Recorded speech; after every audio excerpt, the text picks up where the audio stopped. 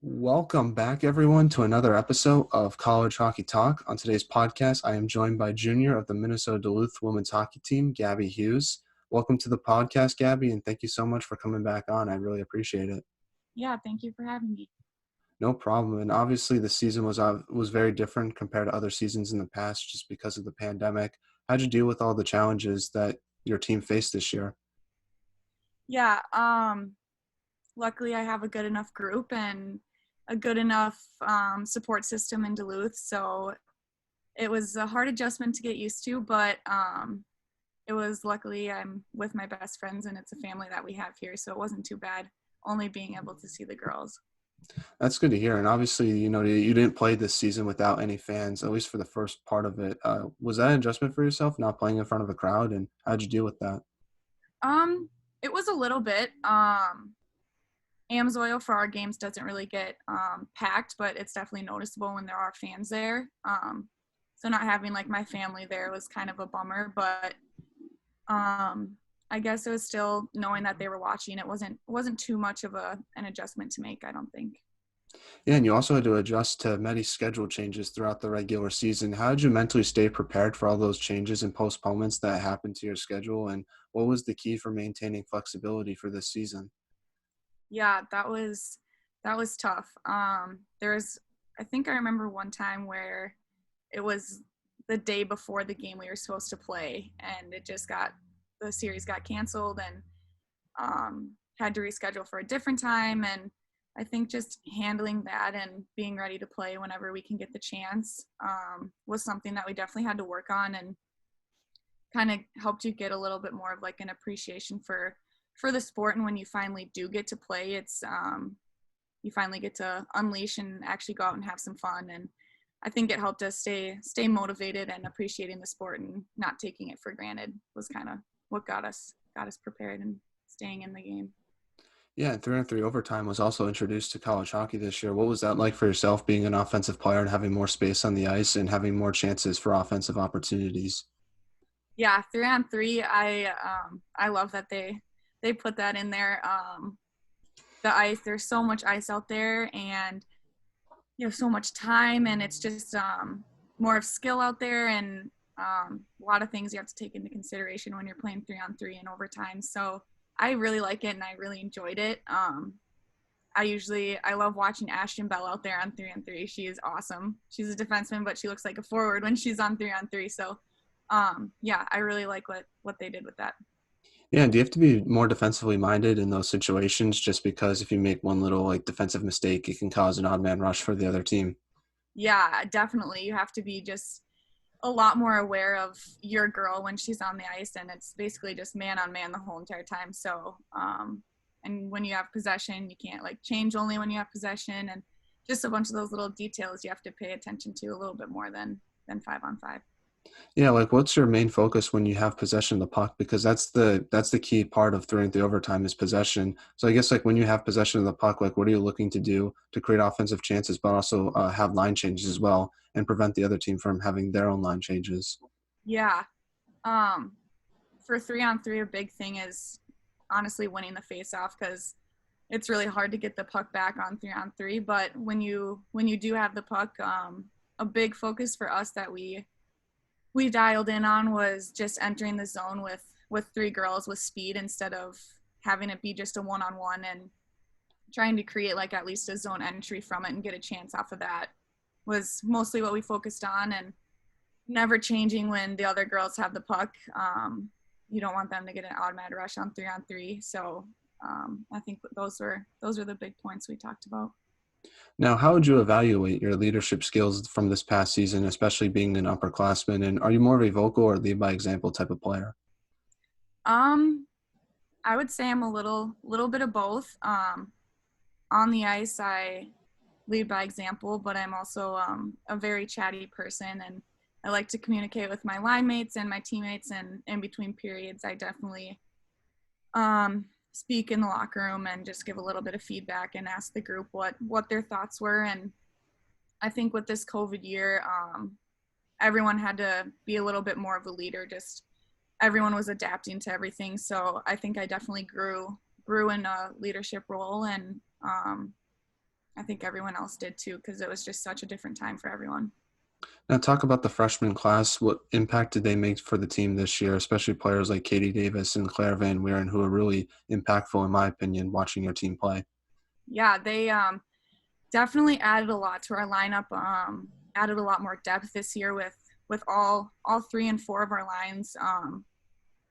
They held their own against number one lines. They created a bunch of offensive opportunities for us. So I just think when they came in, and even Nina, you can just tell that they want it and they want a national championship just like the rest of us. And I think that knowing that and seeing that out of them also just added a big dynamic to our group. And the freshman class, just they're a riot. They're so fun, and they just always are bringing the energy. Like Bria Parent and JoJo in the locker room are just always positive, always smiling, and that's kind of what their class brought in, was a little bit more goofiness and spirit to the locker room.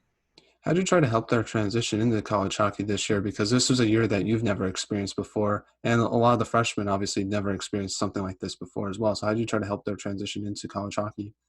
Yeah, it was, I don't know, it was difficult to get them acclimated, just because everything was so new for everyone, and they wanted to just get their first game in so bad, but so did we, because we all haven't played since our last game. And um, we tried to navigate them and get them acclimated with everything. But talking to a couple of them, I remember talking to Clara, and she said that this is more different for us because we've been here before and they haven't. Like, this is their first experience with college hockey, so they don't know anything different. So I think they acclimated well, and they understood that it was different for everyone. So having them be that mature and noticing that also helped their transition. Now, during the regular season, you only played in conference games. What was that like for yourself? And just talk about playing in the WCHA and just the competition you face every night. Yeah, the WCHA is a powerful league. Every team, every single night, just brings their all, and it's a battle every single game. We have a very tough and strong league, which is fun and makes the conference games, you don't mind doing that. It is a bummer not being able to go out east and play in those tournaments, or have some out east teams come here, but luckily enough, we have a lot of talent in the WCHA, so we're pushed to our limits every single night when we get to play. How does playing in this conference help prepare you for tournament games, especially in the national tournament that you just experienced this past year? Yeah, we have a fast pace and very demanding league. So every game, every shift, you got to show up, or else someone on the other team's gonna capitalize on their opportunity. And I think that definitely prepared us for the national tournament, and getting to play Wisconsin in our last series, playing them in overtime and beating them. I think that gave us a lot of confidence, and gave us the experience of overtime. So when we did get to overtime in the tournament, we were ready for it. Definitely. And I want to talk a little bit about the national tournament that you were just a part of. What was your team's mindset heading into the tournament this year after losing in the WCHA playoffs? Yeah, we were very out for redemption, and just wanted to show everyone and let them know that we belonged there and we did deserve to be there. And we did that in our first game, making it past the quarterfinals into the semifinals. And our main goal is just focus on one game at a time. And after winning the first one, we had a lot more hope and a lot more confidence that we could win the thing, and ended up losing. But I think just overall, we weren't just satisfied being there. Our mindset was we wanted to win the whole thing, and we gave it our all. So. Now, what was your team? Talk about your team's reaction when you made the tournament, because I saw the video. It was pretty awesome. And what was your reaction when the guy touched the logo? That was another controversy I saw in the comments.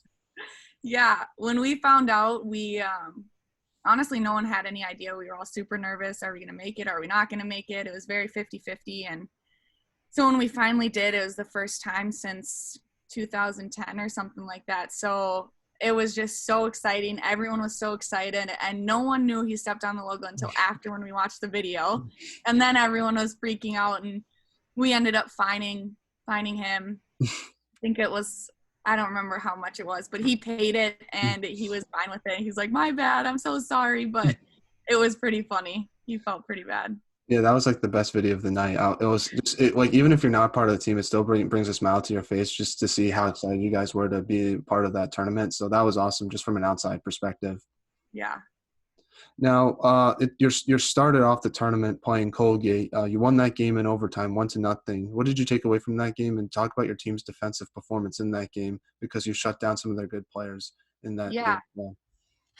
I think what we took away from that was just we didn't play all 60 minutes and we didn't come out ready all 3 periods, and that's kind of what we focused on for the next game, was just making sure that we put together 60 minutes of good hockey, and that was our big takeaway. But I think our defense throughout the whole tournament that we were there was really good, and we shut down a lot of top players in the nation. So I just think we were prepared and ready for it, and we worked on a lot in practice and focused in on it, and it showed in games. So Yeah, definitely. And I guess like talk about your goaltending by Emma Soderberg. What did that mean for your team because she was outstanding throughout the entire tournament?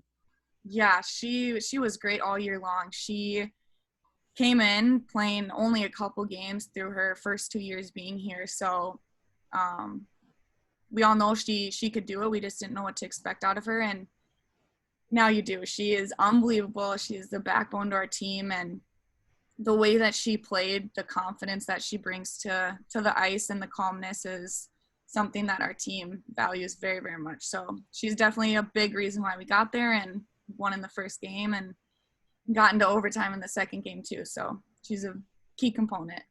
Yeah, I had the opportunity to talk to one of your former teammates, Cindy Braun. She was saying like every time in practice, she would always chirp you guys whenever she makes a save. Is that something you notice when you practice against her? Yeah, yep. She's something else. She's always has a smile on her face. She'll be focused, but when she stops you, she just laughs and will give you a little jab back at you, like, "Oh, you thought you were gonna score?" Like, nope, nope. She brings a lot to the team. It's fun. So then you played Northeastern in the Frozen Four. How'd your team offensively prepare for Northeastern because they have one of the best goalies in the country as well, and obviously Aaron Frankel just won the Patty Kazmaier Award. Yeah. She's very tough to play against, and we tried to scout as best we could, but she was just a solid goalie, and I guess our main thing was just get shots on net and test her and kind of see how it turned out throughout the game, and we would change things up if we needed to. But our initial thing was just get shots and see what happens. See what she's feeling throughout the game, and she played unbelievable. So very deserving of the Patty Cats. Definitely. And I guess like what was your mindset heading into overtime in that game? Because you guys had a 2-0 lead heading into the third period, and then Northeastern scored 2 goals in the third period. So I guess like what was the mindset in the locker room heading into that overtime game? Yeah, we all had confidence. Everyone believed in the team to just get it done, and everyone was ready. No one seemed nervous. It was pretty calm. We just wanted to get it done, and we had that passion and really thought that we were going to, and didn't bounce our way. But I think them coming back, we felt that, and then we just wanted to end the game, but it didn't end up going our way. But that's all right.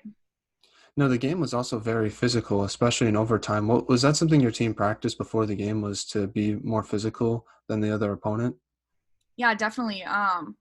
Coming from the WCHA and going to play the teams out east, it's always something that we talk about is just they don't play teams like the teams we have in our league, and we have a very physical, fast league. So we were told, and before the game, just bring the physicalness, and they're not going to like it because they're not used to playing that way. So we definitely did talk about it before and tried to use that in the game. Yeah, and talk about the refereeing in that game because they basically called no penalties throughout the third and period and overtime. Do you think that was a good part of the game as well? Yeah, I think there's a couple that hurt us. In overtime on the goal they scored, there is a possible penalty, but they were letting us play, which was good, and they let us play 5-on-5 hockey, and it was a great game to play. So yeah, it was nice that they let us play. There was a couple calls that for both teams that were iffy, but it was nice that they let us play. Now, do you think hitting should be allowed in women's hockey? I think to an extent, yeah. I mean, the game has grown so much, and we have gotten a lot stronger. There's so much more lifting than people think going into women's hockey, and we're definitely a lot stronger than people think. And we hit sometimes. I mean, it's a physical game out there, so I don't really know if checking or anything like that needs to be a part of it, because I just think women's hockey is a different game than boys hockey, and that's what kind of makes it special, is we're a little bit more skill and finesse than the boys hockey side is. So I think that's kind of what makes our sport our sport. Yeah, definitely. I couldn't agree with you more on that. And I think just trying to eliminate those dirty checks, you see it in hockey, both and men's and women's. I think that's an important aspect to get rid of when you're talking about physicality. Yeah, I agree with you on that 100%. Now, you lost the game in overtime. I guess what emotions were you feeling after that loss? Because the goal seemed like it was going through slow motion, watching it on TV. Is that something that you experienced when you were on the ice? Yeah, on the bench, it happened. The goal literally happened so fast. The puck was in the air for, like, I swear, 3 minutes, Mm-hmm. and I don't really think it hit anyone. There was only 26 seconds left in overtime, so I think people were just ready to have the period end and start a new one. And on the bench, we didn't expect it or see it coming, so we just sat down in the locker room for a while and just had to process kind of what happened, because we very much so believed that we could do it. So I think had to let it process, and it stung, because the senior group is unbelievable, and the girls that we're losing are a huge part of our team, and it just sucks that we couldn't get it done for them. But it is what it is, and you live on with life. But it definitely stung, and felt bad for the girls that are leaving, that it was their last game playing with them was probably the hardest thing to swallow. And when you look back on this past year, what do you take away from the year overall? You just got to be ready for anything. I think that's the biggest takeaway that my whole team and personally could even take away from this. It was up and down and stops, and like waiting and being quarantined for 2 weeks, and then coming back, and then not playing for 3 weeks. And you just got to be ready. And the biggest takeaway is just take every opportunity you can and just run with it when you finally do get to play. Now, what are your plans for the off season, and what do you want to work on? Off season, definitely train, lift, and a couple of things that I just want to get better at is being faster. And I think that's going to be my main focus, is working on my speed and quickness on the ice and stops and starts. But over the summer, I'm going to work, lift, maybe Mhm. skate a little bit here and there, but just focus on getting stronger and faster. Yeah, what do you think you've improved on the most since last year? Um, I would just say I have improved on my speed. Playing with Anna Klein, she's freaky fast, so have to keep up with her. I think that's something that I've improved on, but also just my leadership and the way I am around my teammates, and not showing frustration and that kind of stuff. I think I've grown as a person the most throughout all my years here at UMD. Now, was there any adjustment you had to make to your game this year compared to the past 2 years that you were part of Duluth? Um, I wouldn't say there's any big adjustments. I just think um, being an upperclassman was an adjustment, and I just did a little bit more things like scouting faceoffs that I didn't do my freshman and sophomore year, or scouting on the goalies. And I just the coaches had me doing a little bit more of that this year than I have in the past. So I think just focusing on getting better each year is something that I'm trying to do. I don't think there was much I had to change up. Yeah, and talk about the new face-off rule, especially as a centerman. I want to get your perspective on this because after like 2 warnings, you get a penalty. I guess like how do you Yeah. avoid that? Yeah, I don't know. I haven't experienced anyone getting a penalty, but it's kind of nice, honestly. They give you that warning, and both centers, you just gotta like do the center the right way, or else you get a penalty. So kind of helps the face-off go a little bit quicker instead of having the ref back out, back in, and telling us to reset. So helps the face-offs go a little bit quicker. And then the other rule about the icings and stuff, you get to pick your face-off. I like that a lot. That's a good rule because sometimes I feel like the refs just pick a random dot, whatever circle they want to go to on icing. So I like that one too. How do you pick which circle you want to use when you get that icing call? I have usually pick, looking down the ice, I'll pick the left circle. So I typically win more draws on my backhand, and that's that side. So I'll usually do that one. And Kleiner, as a righty, she has her stick up ice so she can walk it to the middle. So we typically choose that circle just for a set face-off play or easier draw wins for me. Yeah, and is it different with like for a right-hand goalie versus a left-hand goalie? Like, would you switch it up if that was the case? Um, I don't think so. I think I focus more on like what we're doing and then what the other team is doing and what we're going to run rather than what they're going to run is what we try to focus on most. Now, how was school this year academically wise? Like, what's it like doing online classes? Yeah, it was different and a little bit of adjustment with my major. I'm an elementary ed major, so usually I'm in a classroom or being able to do a lot of in-person kind of stuff. So kind of took a little step backwards in my major, but that's okay. It ended up working out and we got it all figured out, but you just are locked up in your house all day long and don't really get to do much. So I definitely went on a lot more walks and hikes this year than I have in the past, but school was good. A lot of resources to help us through this, so we're lucky. How have you adjusted to the Zoom breakout rooms? Because that's a big controversy going along, at least many college students, because it's super awkward. No one talks. How do you get through that experience? Yeah, I'm lucky enough that with my major, there's only 16 of us in the major and we have every single class together. So we all know each other. So it's not as awkward, but I would say in the first couple months, you just sit there in silence and wait for someone else to speak up, or you just like, you let the awkwardness fade away when you have to go back into the whole classroom. But it's definitely a different feel.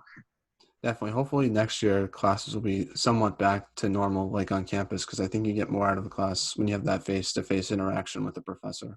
Yeah, I agree. I'm hoping we get a little bit more of that next semester.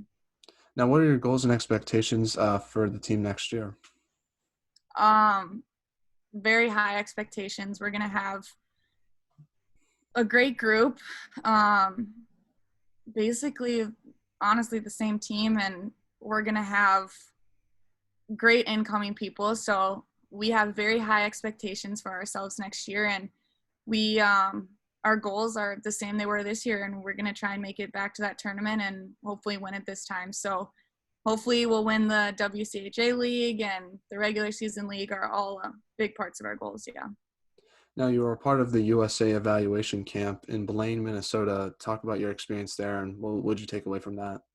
Yeah, that was so exciting to be invited to and be able to be a part of all of the national team girls, and being able to say that I was one of the 46 that was there was very honoring. And I learned a lot. That's the things that the national team girls that are out of college that they do to prepare for these camps, and just seeing that when they get there, that's their chance to actually play. And I get to play all year long. So just seeing the work that they put into it is so inspiring. And it was a very fast pace. And you think college hockey is fast, then you get to national camp and you're with all the Olympians, and it's a fast paced game, and it's intense and it's very demanding of yourself, but it is so fun, and the girls are so nice, and it was a great group of girls. So again, it's just the speed was a lot different. So that was fun to see. Yeah, no, I guess like you're obviously going against some of your competitors in the WCHA in that camp. Is it a bit awkward seeing them after you guys were just fighting basically for the national championship like a few weeks ago? Yeah, it's definitely different. The first couple of days you see people and you just like don't know, like go say hi, like you're in the same locker room next to the stalls with them, and by the end of the camp it seems like you guys are good buddies, and everyone's just has very good character, and kind of put that aside once we get to camp and focus on camp and try and let go of the regular season. And Mhm. luckily the girls that are there and top players of their teams are very they're so kind and such good girls that we all get along once we finally do get to camps. I think that's the weird thing about hockey is like if you're on the same team, you kind of forget about all the past stuff that happened and just like focus on like trying to win a championship. So that's like the I think I don't know if it's just a hockey thing, but it just like doesn't matter like if you're on the same team. Like there was a time where like Joe Thornton and Sidney Crosby were going at it one game in the regular season, and then they're like best friends at Team Canada for the Olympics. So it's crazy how Yeah, it's crazy how that happens. I think about that all the time. It's like I was just thinking the same thing. I don't know if it's with other sports or if it's just hockey, but all of a sudden you're on the same team and you're teammates. You treat them as teammates and you care about them. So I think that's a really cool thing about hockey. was it cool getting to play with some of your teammates in that camp, like Anna Klein? I know she was there, and then Maddie Rooney was obviously there as well. Yeah, it was fun seeing them again. I haven't seen Maddie Rooney or Sid Brott since last season and when COVID all started. So it was fun to see them and fun to see them play hockey, and getting to play with and against them was bringing me back to when they were at Duluth. So I just think it's good for UMD to have more kids showing up at the camp. So with Kleiner there, she's one of my really close friends. So it helped me ease the nerves a little bit and feel more at home. So yeah. Yeah, and Sydney Brott made the team for the World Championships. What was your reaction to seeing that? Yeah, I was so happy. She is so deserving. She works so hard. She had a great camp. I was hoping and thinking all camp long that she was going to make it because she was just playing so good. So she's very deserving of it, and I was very, very happy for her. Now, part of your camp went viral a little bit, at least on social media, because your former teammate Maddie Rooney made a great stack pad save. I guess, like, what was your thoughts on that, and where were you in that video? I guess.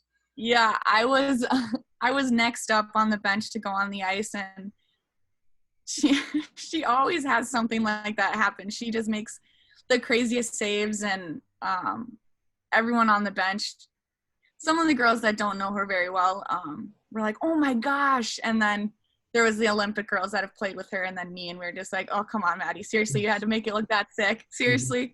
So it was funny and cool to see, but I'm definitely not surprised that she whipped out that save.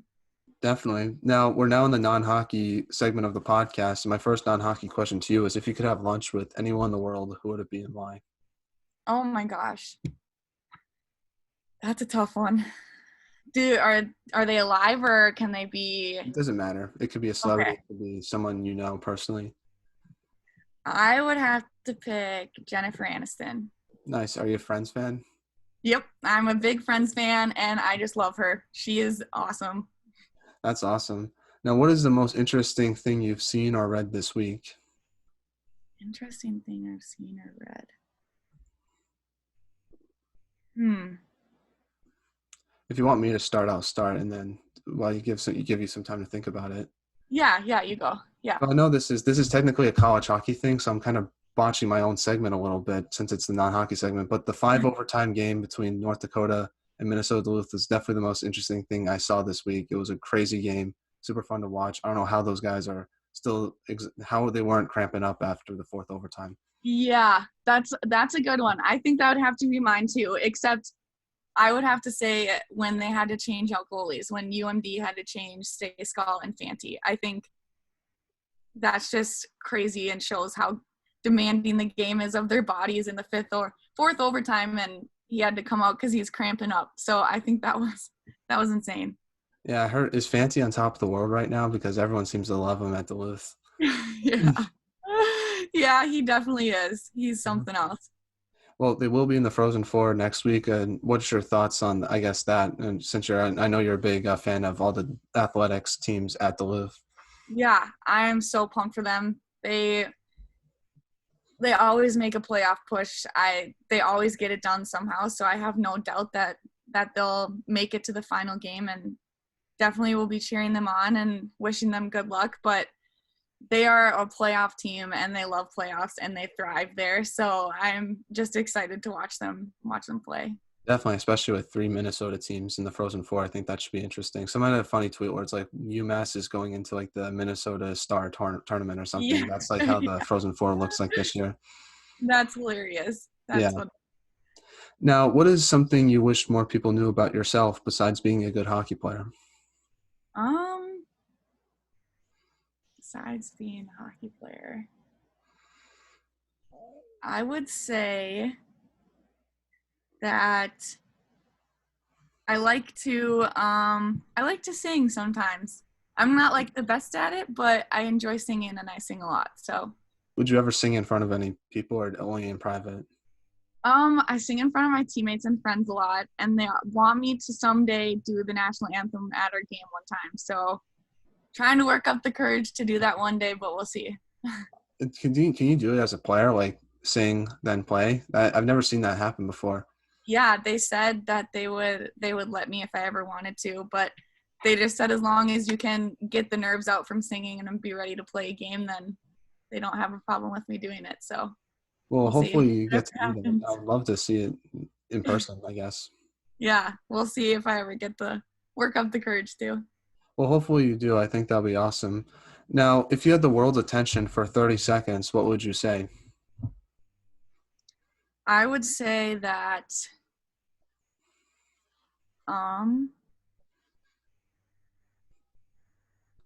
wow, these are really great questions. Thank you. I looked them up online. That's how I got them because I wanted to do something a little different than last time Yeah, I had you on. these are really good questions. If I had the world's attention, this might sound cheesy, but I would just say um love everyone and be kind and love yourself and be welcoming to everyone. Definitely, I think that's a message that a lot of people should hear on a daily basis. Yeah, I agree. Now, if you could live anywhere in the world, where would it be? Um, I would have to say Greece. I've always wanted to go there and I think it's so beautiful and I think it'd be so fun to live there. Nice, nice. I have to stay here in the U.S. just because I don't know if I could adapt to the time change in Europe since it's like 6 hours Oh, ahead. But I yeah. think so, probably somewhere on the East Coast, just because I'm an East Coast kid at heart. So that's Yeah, probably where I would go. that's funny. Now, back to some hockey questions. Now, I guess, what are your thoughts on the podcast since we last had you on? Because it's been almost a year. Yeah, I think it's grown so much and I love listening to the podcast and you've done a really really great job and gotten so many people on here. It's grown into something that you built and I think that's so cool. I love listening to the people that you have on here. Well, I appreciate it. It means a lot to me. Is there any guests that we should have on in the future? I've tried my best to get a lot of Duluth players on. I've had Sydney brought on. I've had some of your Yeah. current teammates on as well. So Um, you should try and get Anna Klein on here. I think that would be a fun one. She's fun to talk to, and I think she has a lot of good thoughts. definitely, I would love to reach out and I'll see what happens about that. I guess what are some things that you've taken away since the last time we've had you on? And hopefully I've improved a little bit because I was looking back on it. That was like one of my first interviews I ever did. So I was a bit nervous. So I apologize for that. No, no, not at all. It was really fun and cool to be a part of the beginning of this and now being here. And you definitely do seem a lot more comfortable and you seem very confident in what you're doing and you can tell that you like to do what you're doing. So I think it's just cool to see how much you've grown and the podcast has grown and I hope it continues to because I really enjoy it. Well, I appreciate the kind words, Gabby. It means a lot to me. Is there anything you'd like to talk about? The floors are yours. I normally do shout outs, but since you already did shout outs last time we had you on, is there like anything you want to talk about or shout out or I guess like anything really? It's all yours. Oh gosh. Um, I don't think so. All right. I don't think so. All right. Well, we'll just leave it at that then. Well, thank you so much again, Gabby, for coming on the podcast. I really appreciate it. I admire you a lot as a player, but you're also an even better person off the ice. And I just want to let you know that you're one of my favorite players to watch. And hopefully I get to go to a game in person soon because I'm looking forward to that next year. Thank you so much. I hope we get to have some fans and hopefully you can come and watch a game actually. Definitely. Definitely.